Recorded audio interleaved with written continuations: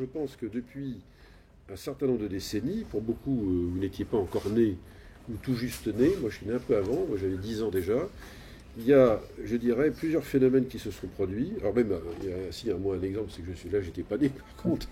Il y a eu quand même, on peut partir de la fin de la Deuxième Guerre mondiale, si vous voulez.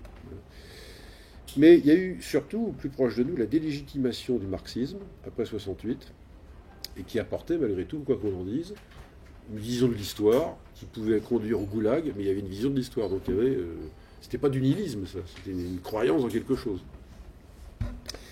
Il y a eu ensuite la chute du communisme en 89. Là, je pense que tout le monde doit s'en souvenir plus ou moins. Et là, ça a été la fin d'un monde, à peu près.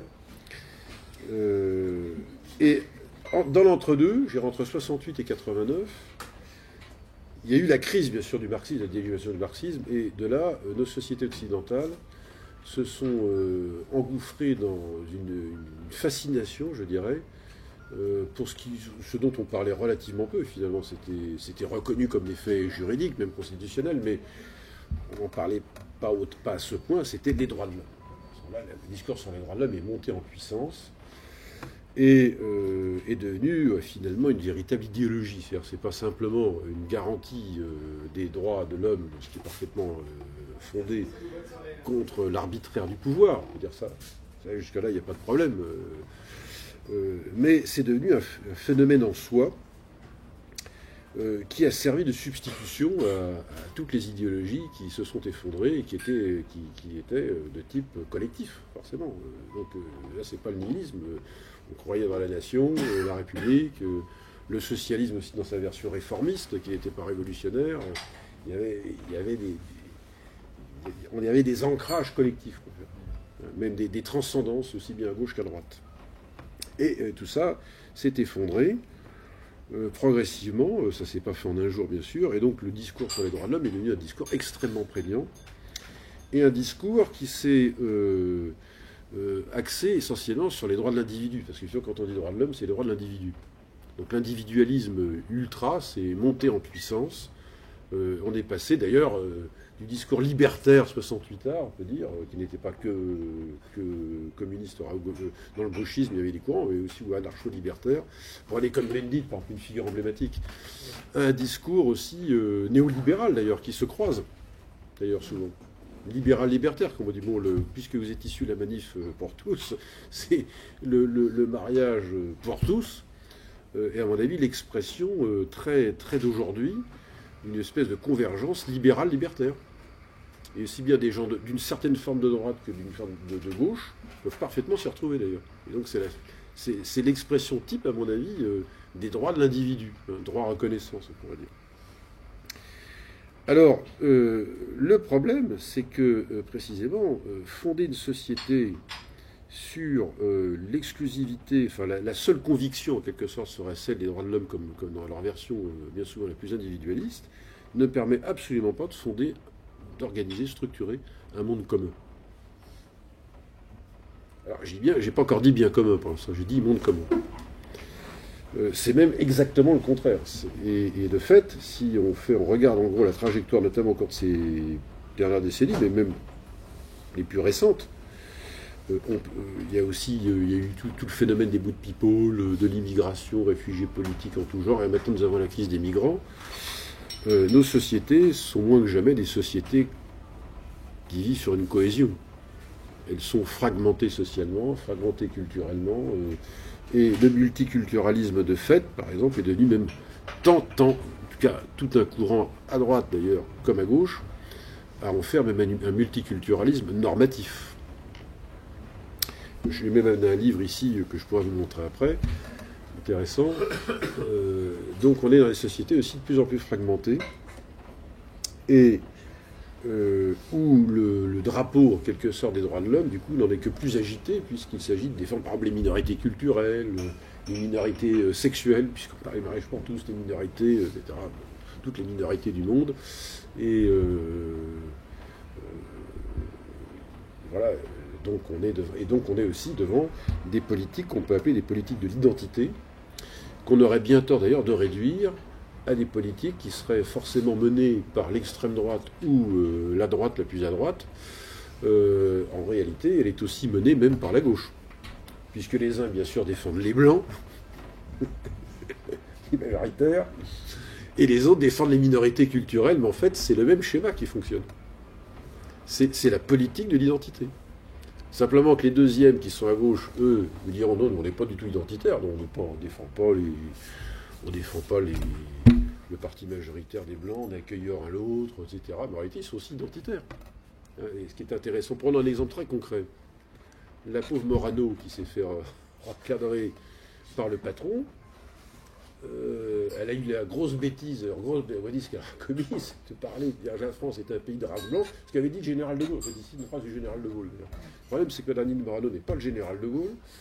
Elle en est très loin. Et deuxièmement, on n'est plus dans les années 60 où justement il y avait une cohésion culturelle. Dire ça, surtout que c'était l'ancien chef de la résistance, donc on ne pouvait pas l'accuser d'être un fasciste. C'était même le pire ennemi du genre. Il a failli se faire assassiner plusieurs fois. Donc ça marchait. Tandis que Danine Morano disant ça, même le patron Sarko s'est soumis au magistère médiatique. C'est interdit de dire des choses comme ça. Et on a vu récemment, de l'autre côté, alors là, il s'est fait incendier, la pauvre, alors, il n'a pas été très à droite, il faut le reconnaître non plus, aussi. Et puis, dans le camp d'en face, ces jours-ci, on a entendu le président de l'Assemblée nationale dire la même chose, mais dans le sens contraire. Et là, aucun problème. On va dire que ça a suscité une ire médiatique terrible. Vous voyez, mais en réalité, c'est le même schéma. C'est-à-dire que c'est un discours qui fonctionne à front renversé, et donc les uns portent la bonne conscience de dire parti des Blancs, bande de salauds, et puis les autres, au contraire, le gérant très bien, il ne faut pas le dire.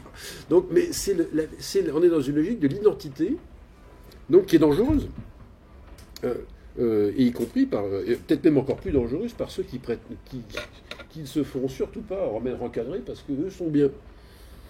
Ils sont du bon côté du manche, ils défendent les minorités, donc on peut. Alors, c'est dangereux parce qu'on est dans quelque chose d'identitaire, de racialiste, et donc qui ne peut que contribuer, encourager la fragmentation sociale, et la fragmentation sociale se double en elle-même d'une fragmentation culturelle. Moyennant quoi d'ailleurs, on confond aussi identité avec culture, du coup. Alors, ce qui sont quand même deux mots différents. Une identité a tendance à son tropisme naturel, une identité c'est de se pérenniser. Quand on dit qu'on a une crise d'identité, tiens, je ne suis plus tout à fait ce que j'étais avant, que je suis devenu autre chose, l'identité a tendance à être un peu essentialiste. Ce qui n'est pas si vrai, on va dire, mais il y a une tendance. L'identité, d'ailleurs, c'est métaphysique, c'est de l'être. L'identité, c'est la métaphysique concrète. Une identité, une carte d'identité, vous avez tous une carte d'identité, c'est pas une carte de culture, c'est une carte d'identité. Donc ça veut dire ce que ça veut dire. C'est quelque chose qui a tendance à se fixer. Tandis que culture, c'est plus mouvant, c'est autre chose. Les cultures sont plus... c'est une notion plus dynamique, je dirais à mon avis. Et là, au contraire, on est plutôt dans une... Là, on parlera d'identité culturelle, d'ailleurs, on associe les deux. Voilà. Quoi qu'il en soit, tout ça, quoi qu'il en soit, tout ça participe d'un univers fragmenté et qui peut s'appuyer sur le levier idéologique. Ce que j'appelle idéologie, je ne dis pas que les droits de l'homme c'est une idéologie, hein, j'insiste bien là-dessus, mais elle est devenue. C'est un levier qui permet de dire on peut défendre notamment les minorités, tous les gens qui sont du mauvais côté du bord, et pensant qu'au fond, on défend un humanisme. Dans droit de l'homme, il y a homme, donc il y a humanisme, ce qui n'est pas faux. Tout le problème, c'est que l'humanisme ne se réduit pas qu'à des droits. Ça ne fait pas une définition complète de l'homme. Vous ne pouvez pas réduire l'humanisme à du droit. Le droit, c'est un élément, mais d'ailleurs, quand on lit les révolutionnaires de 89, de la droite à la gauche, d'ailleurs, quand je dis révolutionnaire, c'est au sens de l'époque, se sont décortiqués l'esprit pour rédiger cette fameuse déclaration. Il y a eu des quantités de boutures, c'était très compliqué. Notamment, par exemple, il était question d'introduire les devoirs. Beaucoup pensaient qu'il fallait introduire la notion de devoir dans la déclaration des droits. Donc, ce qui montre bien qu'il y avait un doute, d'une certaine façon, sur l'idée que l'homme ait des droits, bien évidemment, mais il n'est pas simplement qu'un être de droit. Et par-delà cette question des droits et des devoirs, de toute façon, il ne peut pas se définir que par les droits. Il a un humanisme, c'est défini pour le coup par une culture, par une manière d'exister dans une société, un certain rapport à la dignité, qui est encore une autre notion que le droit, d'ailleurs, la dignité, qui est un terme de plus en plus utilisé. Et donc, à jouer toujours sur ce levier des droits, comme on dit aujourd'hui, le droit de l'homisme, d'ailleurs l'expression devenue péjorative, on peut évidemment encourager un discours revendicatif de reconnaissance sur la place publique. Hein. Et le groupe dont vous êtes issu était très en prise avec ce débat d'il y a 2 ans et demi maintenant, sur le mariage homosexuel. C'est typique. Il ne faut pas simplement regarder cette affaire comme uniquement sous l'angle du sujet en lui-même, de la question, mais qu'est-ce que cette question révèle? Elle révèle tout à fait un univers de reconnaissance, de lutte pour la reconnaissance, donc de son identité. Et donc ça passe par par une sanction, par le droit, ou un droit sanctionné qui lui-même va passer par la loi. C'est d'ailleurs que la loi elle-même d'ailleurs elle entérine en fait ce qui relève de droit, qui sont de désir et de droit. D'ailleurs, là, il y a plusieurs notions qui s'articulent: désir de reconnaissance, droit à exister comme tout le monde, et ensuite la loi vient sanctionner. Ce qui, on dit d'une certaine manière, d'un rapport à la loi qui est subordonné finalement à des revendications sociétales. Et ça fait pas en tant que tel un humanisme, et ça fabrique évidemment une fragmentation. Alors, c'est ce que j'appelle, moi, effectivement, indépendamment de cette affaire du mariage pour tous, c'est un exemple, c'en est un, bon, mais on pourrait sans doute en citer d'autres, ce que j'appelle un nihilisme doux, c'est-à-dire qu'on a fabriqué des sociétés qui ne se raccrochent plus du tout à on pourrait dire un idéal collectif, enfin un au-delà de ces seules requêtes individuelles, je veux dire. Et donc, la question même l'idée même que je pose ce soir d'un monde commun, à la limite, apparaît même une question qui devient un non-sens. Après tout, on peut très bien vivre comme ça. C'est à l'image des restaurants, italiens, chinois, tout ce que vous voudrez, et chacun mène sa vie, et chacun fait selon ses goûts. Pourquoi pas d'ailleurs, en soi c'est tout à fait respectable. Simplement qu'il arrive à un moment donné, est-ce qu'une société ne peut vivre que dans les seuls intérêts finalement des désirs des uns et des autres, sans se poser la question de savoir est-ce qu'il n'y a pas un autre-delà de nous-mêmes, est-ce qu'il n'y a pas une certaine forme de transcendance dans ce sens-là, sans aller jusqu'à l'élément religieux, mais au niveau séculier, c'est-à-dire des éléments fédérateurs, enfin, qui nous rassemblent, qui nous constituent. Sinon, il n'y a pas de monde commun possible. C'est l'illusion d'un monde commun. C'est-à-dire qu'en fait, la sphère publique ne sert plus qu'à reconnaître en fait des questions privées. Alors, si je reprends à nouveau l'exemple du mariage pour tous, c'est parfaitement clair que, au fond, laissez-nous mener notre vie. Nous sommes comme les autres, les homos sont comme les autres, ce qui en tant que tel d'ailleurs est tout à fait vrai, c'est des humains comme tout le monde, il n'y a pas à contester ça. Mais pour que nous puissions mener notre vie privée tranquillement, il faut que le public nous reconnaisse. Donc les pouvoirs publics par la loi. Et on est dans ce rapport.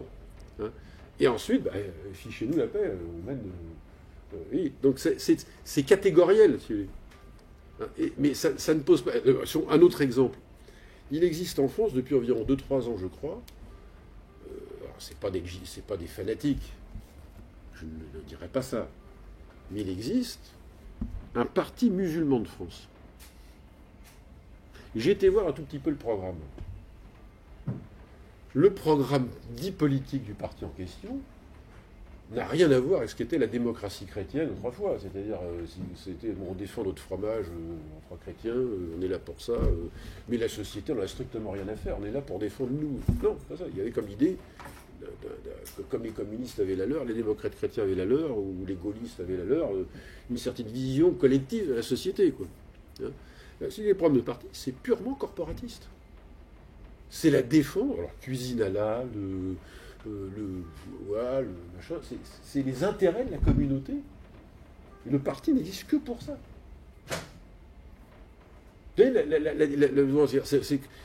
On est là pour défendre notre groupe. Mais il n'y a pas de discours sur le monde commun ou le bien commun de la société. Qu'est-ce que vous, musulmans, vous avez à dire? Ça serait plutôt intéressant, il me semble. Mais non, c'est pas le problème, c'est défendre. Donc c'est notre identité. C'est la politique de l'identité. C'est pour ça que si on compare le mariage homosexuel et ce parti de deux domaines totalement différents, ce qui est intéressant, c'est donc pas simplement le mariage homosexuel, je suis pour, je suis contre, c'est la question, mais qu'est-ce que ça révèle comme mode de fonctionnement sociétal? C'est la reconnaissance de nos identités dans la sphère publique. Et donc les musulmans en question seront comme les homos. Ou les homos comme les... on pourrait sans doute probablement citer d'autres exemples. C'est-à-dire que le problème, c'est notre existence à nous, dans notre particularité, ce que nous sommes nous, dans notre identité, qui doit être sociale et privée, et qui doit être reconnue dans la sphère publique. Alors bien sûr, ça ne sera pas le mariage homo, d'abord, à mon avis, ils sont même plutôt contre. La politique des identités peut aussi être très contradictoire en même temps. Hein, puisque eux, ça sera plutôt du genre toutes nos pratiques cultuelles ou culturelles méritent reconnaissance, légitimité dans la sphère publique. Voilà. Alors si chacun s'y met comme ça, ce qui est le cas, vous voyez un peu le décor, il devient extrêmement compliqué. Alors non, le bien commun, n'en parlons pas. Il faut déjà être au clair sur la notion de bien, parce que dans le bien commun, il y a bien. Dès lors où, en tout cas moi c'est ma position, l'idée de bien commun n'est pensable, n'est concevable que si des gens ont le mot d'accord sur un monde commun. S'il n'y a pas de monde commun, je ne vois pas comment on pourrait penser un bien commun. Je crois que c'est incompatible. C'est le premier étage de la fusée. Alors d'ailleurs, entre nous soit dit, l'Église veut toujours s'évertuer à parler de bien commun, c'est très gentil, c'est très bien, mais là je suis un peu ironique, mais ça n'a aucun sol. Aucun.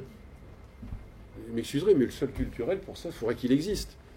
Si on est d'accord sur la conception de la famille, si on est d'accord sur la conception des rapports sociaux, économiques, si on est d'accord sur un tas de trucs comme ça, qui sont des questions fondamentales, ça veut dire que si on est d'accord, donc on se reconnaît dans un monde commun.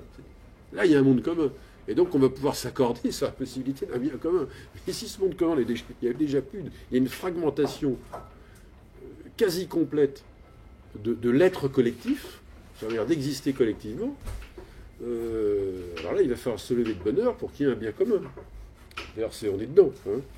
Alors, c'est ce que j'appelle, moi, le nihilisme doux, c'est-à-dire c'est une société très tranquille, qui vit donc de sa politique des identités, de ses reconnaissances. Chacun doit participer, avoir sa place dans l'espace social, politique, public, mais sans se soucier que chacun s'y retrouve. Quoi. Plus on est de fou, plus on rit, et tout ira bien, comme ça. Hein et là, et donc c'est une forme de nihilisme, c'est-à-dire que c'est le monde du rien, du vide. Et alors, je conclus au moins sur cette partie de mon propos, que j'ai écrit. Ce qui s'est passé pour moi le 13 novembre, je l'analyse sous cet angle-là. D'où le titre, c'est un nihilisme violent contre un nihilisme doux. C'est-à-dire que le nihilisme violent est possible parce que nous vivons dans des sociétés du vide déjà, où la cohésion socioculturelle est à la limite morte, enfin elle est très, très menacée. Et ils l'ont compris. Les petits gars en question qui arrivent à la Kalachnikov, ils voient bien. Je dirais qu'on pourrait les décrire comme des paumés. Ils sont l'échec d'ailleurs, même de l'absence de tout le monde. Alors c'est là qu'il ne faut pas simplement dire l'islam, c'est le problème. Il faut se tourner vers nous. Le problème, c'est nous aussi. C'est-à-dire qu'ils vivent dans des pays, on leur a expliqué, comme je viens de vous dire, au fond, nous sommes tous des individus, avec des droits évidemment, et ça suffit pour faire un humanisme au rabais, en réalité. Et donc, contentons-nous de ça. Alors, tant qu'on a un socle culturel, une structure, quelques vertèbres, on peut arriver à vivre quand même. Mais quand on s'appelle Mohamed, qu'on ne sait plus vraiment, en fait, ils ne sont plus vraiment arabes, parce qu'ils sont nés ici. Donc, qu'est-ce qu'ils savent du monde arabe? Rien. C'est pour ça qu'ils vont faire des petits stages en Syrie, d'ailleurs, ça leur permet de redécouvrir, peut-être, ou découvrir. Quant à être français, ne le sont pas vraiment. C'est pas un propos nationaliste que de dire ça, parce que s'ils l'étaient, ils ne feraient pas ce qu'ils font. Ils auraient la conscience d'appartenir à une nation, donc à un monde commun. dans laquelle ils ne se reconnaissent absolument pas. Et donc ils se raccrochent aux branches d'un islam totalement fantasmé, bien évidemment, parce qu'ils ne le connaissent pas lui-même d'ailleurs. C'est ça le nihilisme, le monde du rien. Mais là, c'est la version violente. Nous sommes des nihilistes doux, gentils, il ne nous préviendrait pas à l'esprit d'aller dans un comité de rédaction pour fusiller les journalistes, quoi qu'on en pense, de leur position, ou aller au Bataclan pour faire la même chose. Ça ne nous irait pas à l'esprit. Pas du tout. Vous allez faire des manifs contre le mariage homo, mais on s'organise, on structure. Autrement dit, il y a une sociabilité. On est dans un rapport, il y a une rationalité. On n'est pas d'accord avec le gouvernement, mais on s'organise, on manifeste, donc on utilise les droits qui sont propres, inhérents à toute démocratie, mais pas question de sortir une arme à feu, je veux dire, des gens raisonnables, quoi. Donc, vous voyez que c'est ça, c'est-à-dire que donc cette violence, elle révèle quelque chose qui est sous-jacent à nos sociétés. Nous ne sommes pas capables de le faire, heureusement, parce qu'on est pour le coup, on n'est pas étranger à ce monde, malgré tout. On appartient à une histoire. On n'a pas besoin de se poser la question de savoir si on est français ou pas, on le sait. C'est évident. Pour les autres, c'est moins sûr. À tous égards. Donc c'est le monde des paumés, au point d'en être extrêmement dangereux, mais qui révèle une fois encore, d'une manière beaucoup plus douce, ce que nous vivons, c'est-à-dire que nous nous rendons pas compte qu'ils nous renvoient une chose, ces gens, c'est que nous vivons dans un univers de vide, et où avoir un monde commun qui nous permettrait d'exister est devenu un véritable problème. Donc il va falloir évidemment se réveiller, pour le coup. Malheureusement, c'est au prix du sang, mais c'est comme ça. Et d'ailleurs, je voudrais, pour terminer au moins sur ce point, c'est que par rapport à la question des droits de l'homme, vous pourrez noter une chose, c'est que cette invocation commence et s'arrête à droit de l'homme. Si vous allez voir le texte de 1789, ça se termine par le citoyen. Très intéressant, c'est-à-dire, vous avez dit, il y a une dialectique de l'homme et du citoyen. Elle a été cassée. C'est-à-dire qu'il n'est plus question d'être des citoyens, il est question au fond d'être des hommes sur en fait des individus, au final. Donc il faut plaider évidemment pour cette articulation, c'est-à-dire pour qu'il y ait un monde commun. Il faut que les individus que nous sommes se pensent pas simplement comme des individus, vous l'aurez compris le sens de mon message, mais aussi comme des citoyens. C'est-à-dire que, et alors là, moi j'en appelle de ce point de vue-là à la nécessité d'un véritable civisme.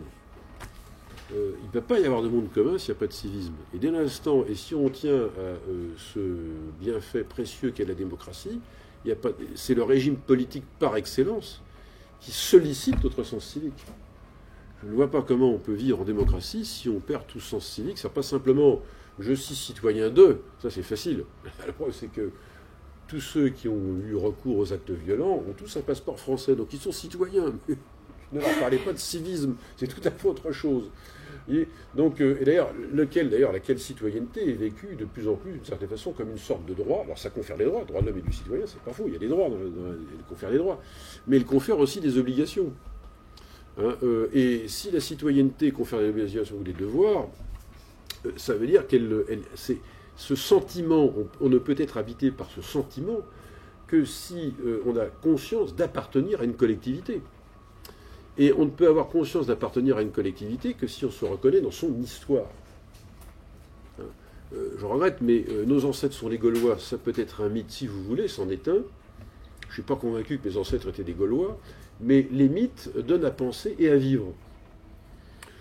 C'est-à-dire qu'on vient de quelque part. C'est meilleur de dire on vient de quelque part. On peut rigoler sur l'histoire des ancêtres des Gaulois, mais quand on n'a plus de mythes, on n'a plus de référents communs, et évidemment, ou de récits historiques communs, et c'est comme ça qu'on s'accroche effectivement à des discours identitaires, tout ce qu'on voudra, qui vont dans toutes les directions, et donc à des fragmentations multiples, parce que le référent commun n'existe plus.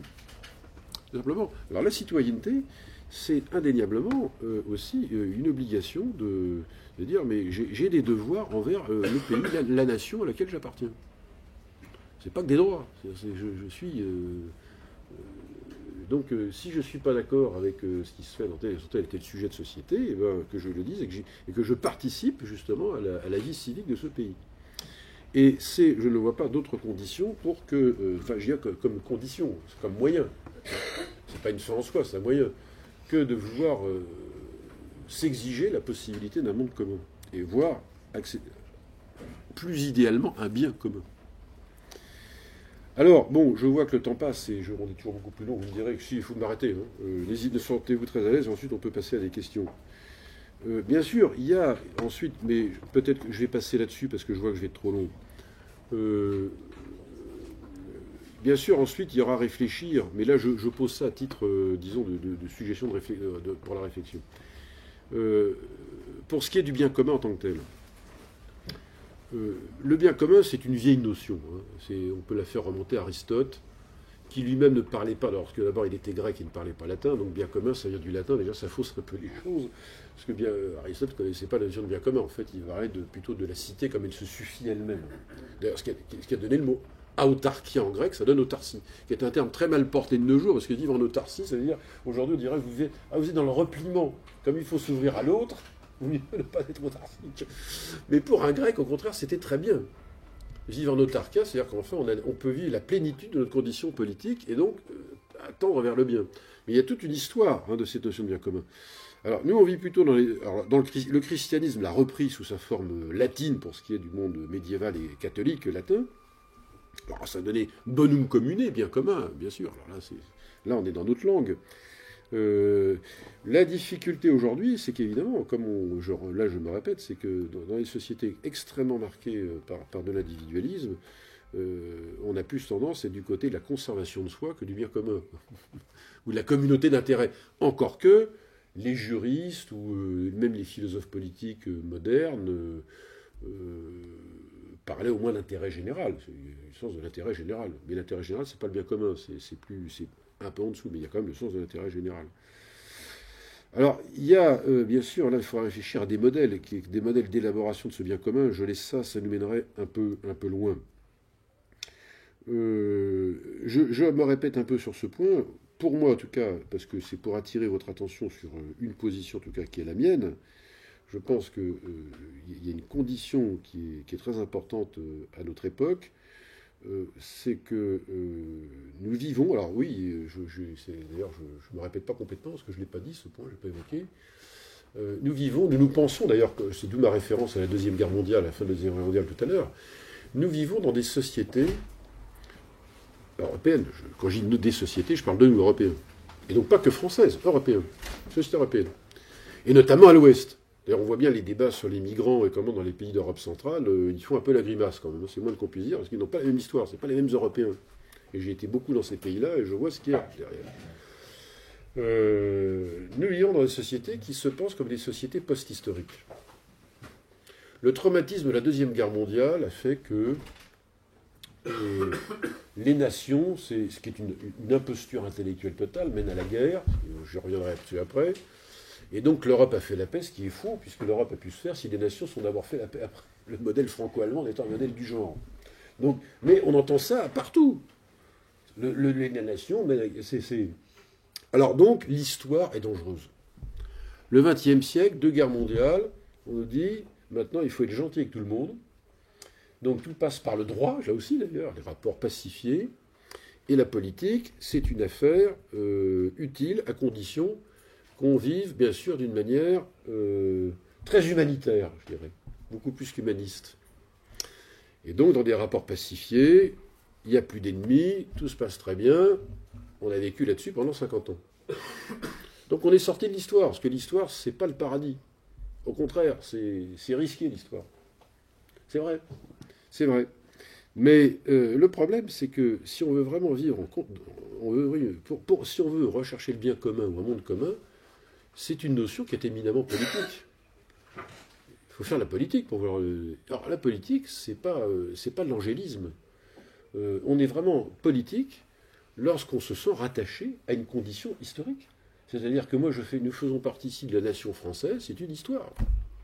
Je ne vois pas comment on pourrait penser le politique s'il est complètement détaché de la dimension historique d'une société.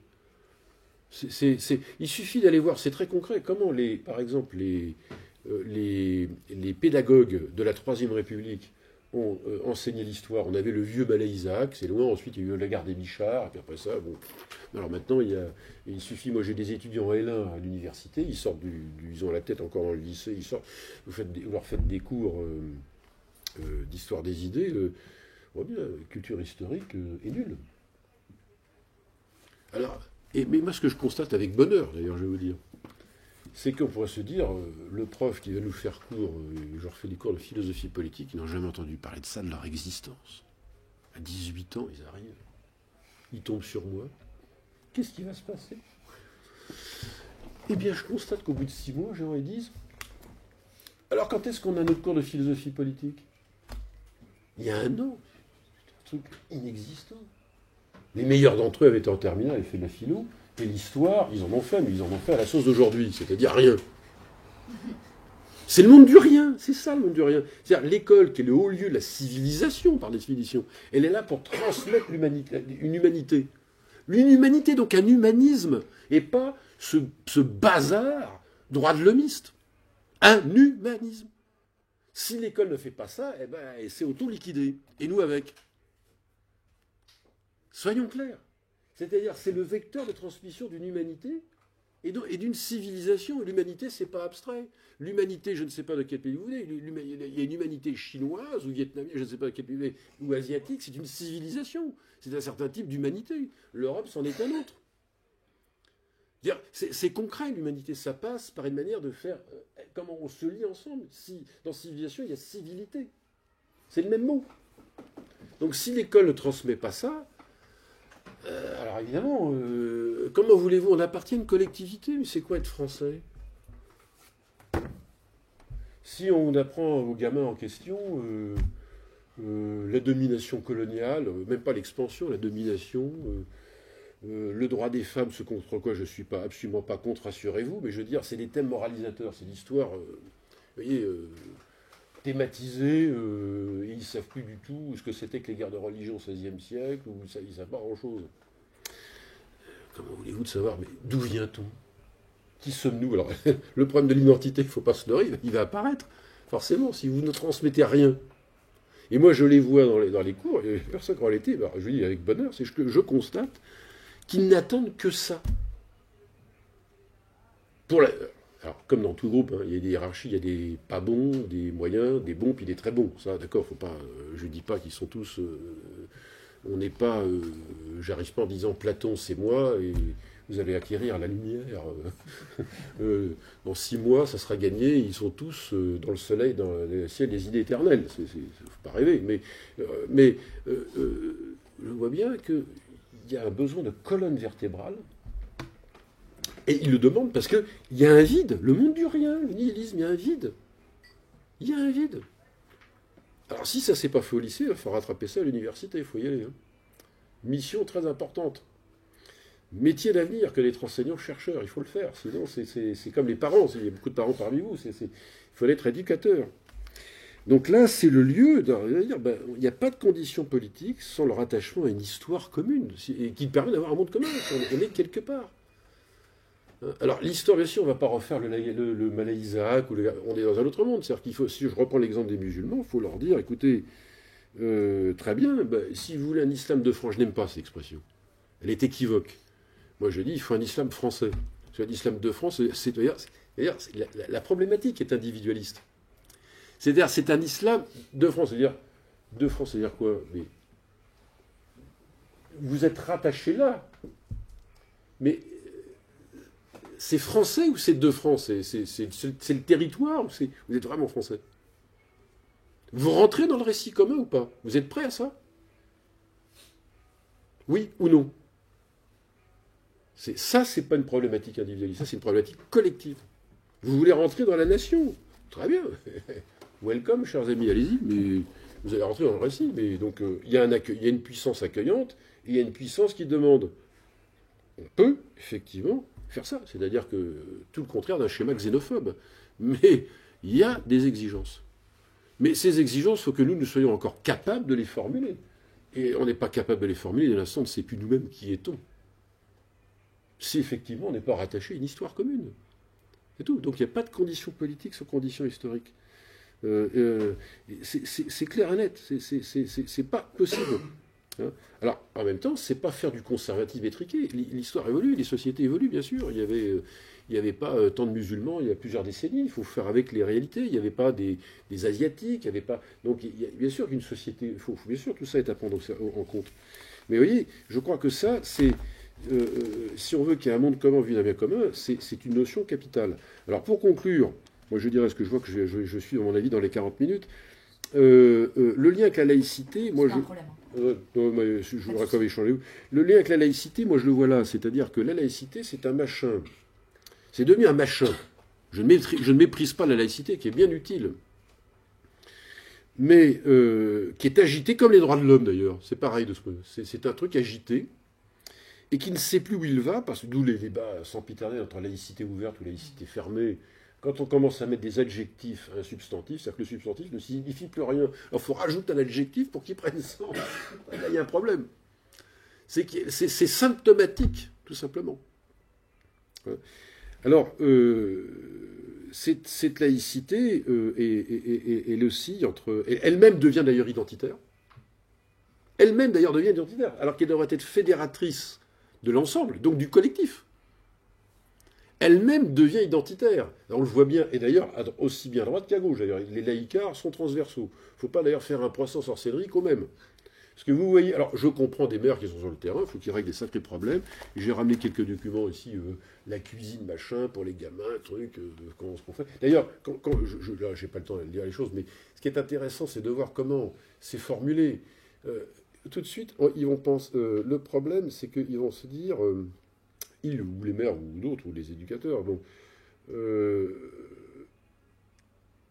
il faut tenir compte de l'ensemble des cultures, des différences, et donc il ne faut discriminer personne.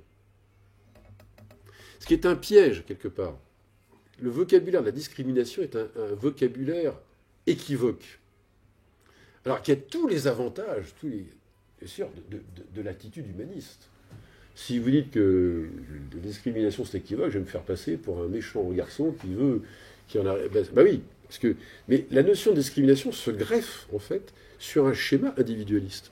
C'est-à-dire qu'il faut tenir compte de tous les gamins, tout le monde. C'est-à-dire que vous ne pouvez plus faire, sinon, dans une société qui a conscience d'appartenir à un monde commun, on ne va pas se poser la question dans ces termes-là. On dira, écoutez, il y a effectivement un certain nombre de. Voilà, chez nous on vit comme ça. Voilà ce qu'on mange, voilà. Bon, alors après ça, on peut effectivement mettre de la souplesse et adapter. Il ne faut pas être borné non plus. Hein. Mais formuler la question en termes de discrimination ou non-discrimination, c'est dès le départ ne pas penser collectif, mais penser immédiatement. On s'enferme dans un problème de choix individuel qu'il faut absolument... Et donc on n'en finit jamais. Ça n'a jamais de fin, parce qu'il y a 65 millions d'individus en France. Hein. Donc il y aura 65 millions de problèmes à régler à ce compte-là. C'est un piège extrêmement dangereux. Alors là, les maires, bien sûr, sont pris au rouet, ils sont devant. Alors maintenant, du coup, on en arrive pour contenter tout le monde. La version nihiliste, à sa façon, elle cautionne ça, la laïcité, ça consiste à dire, bah, écoutez, on ne va pas être méchant avec les musulmans, on ne va pas les discriminer. Bon, on y va discriminer. Hein, sauf que maintenant, le gouvernement s'est réveillé en disant il y a l'état d'urgence. Alors maintenant, ils vont fouiller dans les mosquées, ils vont enfermer, etc. C'est-à-dire que maintenant, on s'aperçoit qu'il y a des ennemis, comme le monde n'est pas paisible. On l'a cru pendant 50 ans, on s'aperçoit qu'il y a des ennemis. Ah bah tiens, là, donc, vous voyez, d'ailleurs, je tiens à dire ça au passage, c'est-à-dire qu'on s'aperçoit que le monde, c'est pas sécurisé. Oui. Donc il faut se réveiller, c'est-à-dire que, autrement dit, on ne vit pas dans un monde angélique. C'est ce que nous enseigne l'histoire. Donc retour à l'histoire, c'est très bien. Malheureusement, enfin c'est très bien, je regrette qu'il en soit arrivé à de telles extrémités, évidemment. Mais ce que je veux dire, c'est que cette laïcité, par rapport à ces questions, du coup, alors, elle va contenter tout le monde, ça va être quoi? Ça va être dire, puisque, bon, faut être gentil avec tout le monde, on va être gentil entre eux. On se méfie des extrémistes musulmans. Alors maintenant, même le petit père Combe, il y a 100 ans, n'aurait pas fait ça, il n'aurait même pas osé. Une crèche, oula. Mais dites donc, mais est-ce que c'est conforme à la laïcité? Vous avez vu, selon les jurisprudences, On a la frontière, on ne sait pas très bien délimiter ce qui relève du culte, ce qui relève du culturel. Alors ça dépend des tribunaux administratifs, comment ça fonctionne, c'est complexe, hein, ça dépend des... On voit bien que les réponses données ne sont pas toujours les mêmes. Donc on en arrive à un truc qui paraissait jusque-là, je sais qu'une crèche, même ceux qui ne croient ni à Dieu ni à diable, je suis sûr qu'ils sont contents d'avoir une crèche. Et bien, on arrive à une laïcité qui se crispe, qui à la fois essaye d'être toujours plus libérale, donc dans ce sens-là, plutôt individualiste, essaye de s'ouvrir au maximum, et en même temps, de plus en plus aussi normative au mauvais sens du terme. Parce qu'il faut être aussi normatif, il faut qu'il y ait des normes. Mais au sens où elle tend à abolir, je dirais, les significations culturelles d'une société. C'est-à-dire que la crèche, on voit bien, c'est même dans la fête de Noël, pour beaucoup, moi j'ai connu ça étant gamin, c'était beaucoup, moi je viens pas d'un milieu pratiquant, d'ailleurs, pour tout vous dire, c'est la fête de famille, quoi. Il y avait une crèche chez nous, j'étais 10 ans. Ça n'a pas une crèche, ça allait de soi. J'ai commencé à dire, c'est pas bien, ça veut dire que ce sont des ordres symboliques, symboliques d'ailleurs en grec, symbolon, c'est ce qui unit, qui sont cassés quelque part, et donc c'est une société qui encore pour le coup, s'abstrait de son histoire concrète. C'est pas conceptuel, ça c'est vécu. Si vous commencez à dire, vous renoncez à faire maintenant, faire très attention à... Alors, ça ne peut qu'encourager des postures identitaires. Les postures identitaires appellent toujours des postures identitaires. Une laïcité identitaire comme celle-là entraînera des postures identitaires. Les chrétiens vont se sentir frustrés, forcément, ils vont se dire, comment que ça veut dire on est chez nous ici, si c'est ça, on va voter pour un tel, vous m'avez compris. Oui, parce que ça commence à bien faire. Oui, non mais... Et donc, tout ça est effectivement plutôt malsain, même très malsain. Et alors, on se réfugie dans un discours incantatoire sur les valeurs. Je dois vous dire tout de suite, les valeurs, c'est bien gentil. Moi, je ne suis pas contre les valeurs, évidemment. Mais c'est un discours fumeux, dans la mesure où il est extrêmement difficile de définir les valeurs.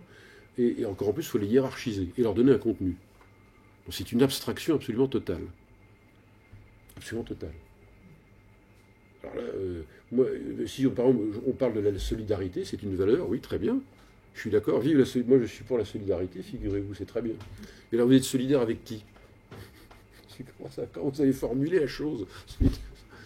On passe au concret ensuite. Hein, et ainsi de suite. Donc, cette laïcité. Alors, cela dit, cette laïcité, en même temps, il n'y a pas de quoi en rire qu'elle soit malmenée. Parce qu'elle est le révélateur de cette société qui fonctionne mal. Et c'est là que je fais le lien entre bien commun ou monde commun et laïcité. Elle est en première ligne, notamment par l'école. Peut-être plus qu'ailleurs, parce que l'école, c'est la zone extrêmement sensible. Et le métier d'enseignant, je ne parle pas du mien à l'université, moi je suis très protégé, je parle de ceux qui sont vraiment dans les collèges et primaires à la rigueur, encore que, même là, certains profs diraient bien des choses difficiles à vivre. La laïcité, c'est le fil sur les qu'on tire et qui renvoie en fait à question, qu'est-ce qu'une nation, qu'est-ce que c'est que la République, donc qu'est-ce qui fait qu'on peut dire, voilà, nous sommes d'ici. Pour moi, ça pose la question de la nation. Et c'est la meilleure manière, d'ailleurs, de conjurer le nationalisme au sens de... La nation, c'est pas forcément le nationalisme. C'est appartenir à un corps commun. Et la laïcité est indissociable de ça, historiquement. Indissociable. Et ne peut pas se traiter en dehors de... Mais penser nation ou penser république, c'est penser collectif. Donc il faut sortir de l'idéologie droit-de-l'homiste. Voilà. D'ailleurs, c'est fondateur d'ailleurs. Allez voir la Révolution française. Dès 89, la question le dilemme est posé. Dès le départ. Quand les révolutionnaires se sont dit les droits de l'homme c'est bien, on a rédigé le texte, on l'a approuvé. Un an plus tard, ils nationalisaient l'Église. Constitution civile du clergé. Pourquoi? Parce qu'il fallait qu'il y ait une conviction commune, qu'il y ait quelque chose qui nous fédère. Dès le départ, le dilemme est posé. Et aujourd'hui, on le vit de manière absolument radicale. Alors dans tout cela, pour conclure quand même, parce qu'il faut conclure, moi je pense que, mais on y viendra sans doute entre nous, je crois que, parce que je pensais à ça tout à l'heure avant de venir vous voir, ça pose la question aussi de l'Église, et des religions même de manière plus large. Mais il me semble ici que ici la majorité, il semblerait d'entre nous, soit chrétien et catholique, si j'ai bien compris. Je veux absolument discriminer personne. Ne brimer personne. Surtout pas. Je serais le plus mal placé pour le faire en plus. Donc je me garderai bien de le faire. Mais je vais prendre ce que je connais, comme donc l'Église, ça je peux en parler quand je peux dire des choses. C'est là qu'à mon avis, elle a une tâche, effectivement, une tâche à accomplir et une ambition redoutable en même temps. Parce que lorsque le politique est défaillant, il faut peut-être l'aider à se redresser. Et donc, non pas pour revenir au vieux système, le religieux va s'accaparer le politique, c'est pas ça. Et dans ce sens, la laïcité est une bien heureuse chose, et qui a permis à l'Église d'avoir beaucoup de liberté d'ailleurs. Mais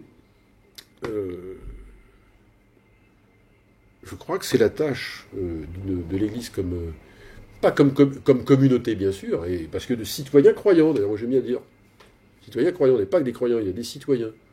Il y a 2 hommes ou 2 femmes en nous, si vous voulez.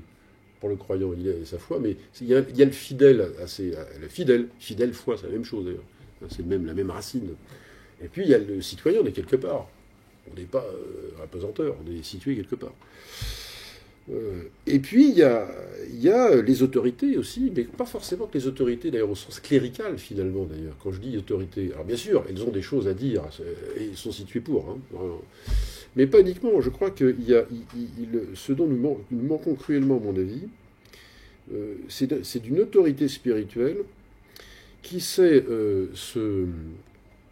s'articuler d'une manière très, très saine et très juste avec la culture démocratique qu'elle a nôtre. C'est pas une autorité, c'est pas au sens d'un ayatollah, celui qui dirait voilà ce qu'il faut faire, écoutez-moi, et puis ensuite, bon, voilà, c'est réglé, quoi. Ça, c'est pas possible dans une démocratie. Mais une démocratie a besoin d'autorités qui ne sont pas d'essence démocratique. En son temps déjà, Tocqueville, dont vous avez tous entendu parler, auteur de La démocratie en Amérique, le disait, il l'a écrit, il n'est pas contenté de le dire.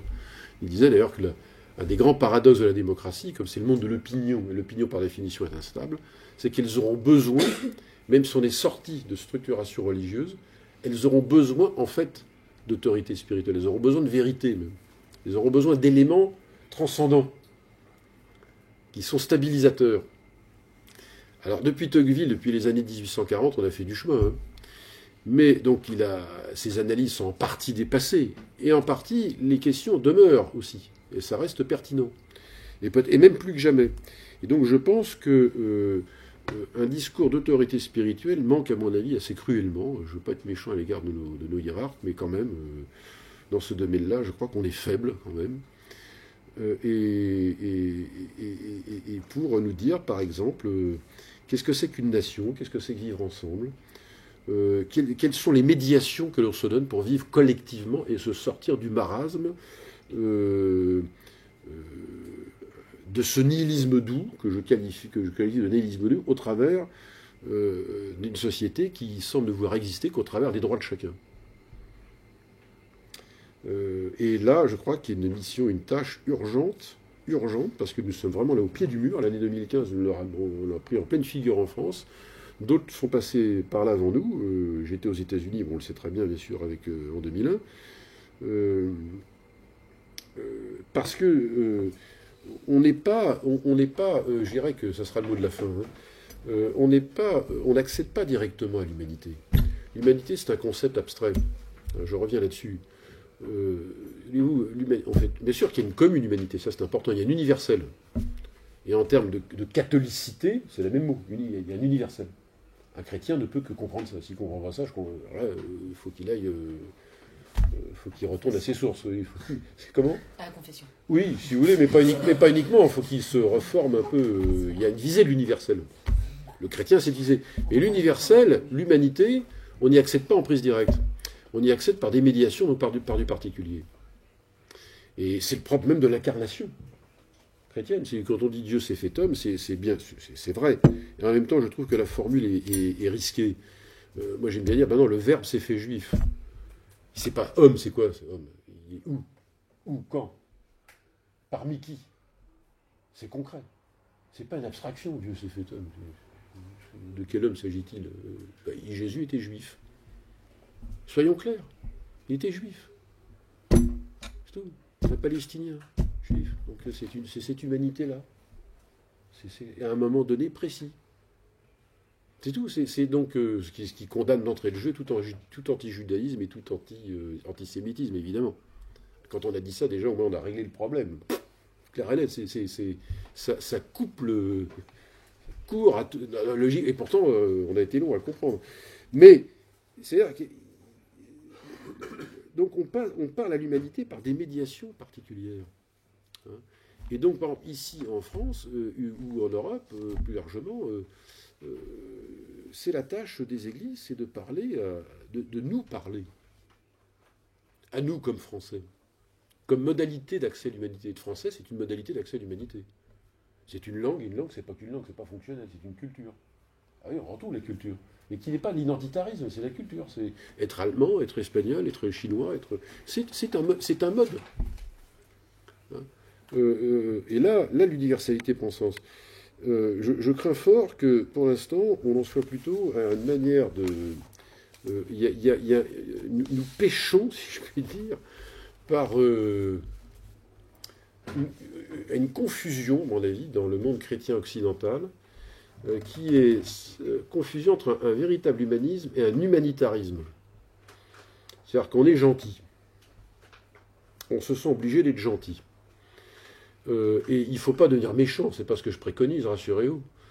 Mais c'est plus nerveux que ça, quand même, la foi. C'est un peu plus solide. Et ça passera inévitablement, à mon avis, par une réarticulation serrée entre la visée de l'universel qui est la nôtre, sans laquelle il n'y aurait pas d'humanité, et à ce moment-là, c'est le monde de la barbarie, effectivement.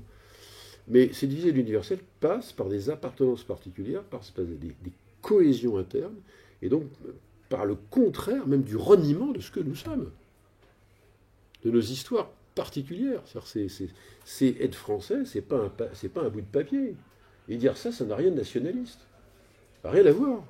Et d'ailleurs, le nationalisme est alimenté par ce vide, à ce moment-là. Donc, retrouver ce sens aussi de particularité d'appartenance et d'histoire. Et ça, je crois que les églises ont pourtant cette autorité-là pour le faire, parce qu'elles ne sont pas prises par des enjeux électoraux. Donc on ne pourra pas dire, il dit ça, c'est un discours de campagne. Non, il y a toute liberté pour le dire très tranquillement. Espérons que ça se fera. Merci, il est 9h30, j'ai dû parler 1 heure quand même.